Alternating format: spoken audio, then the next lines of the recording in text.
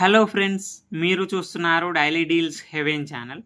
ఈరోజు deal of the day ఏంటంటే Vivo T3 ultra mobile. ఈ మొబైల్ డిస్ప్లే వచ్చేసి 6.78 inch 1.5K 3D curved AMOLED display 120Hz refresh రేట్తో వస్తుంది.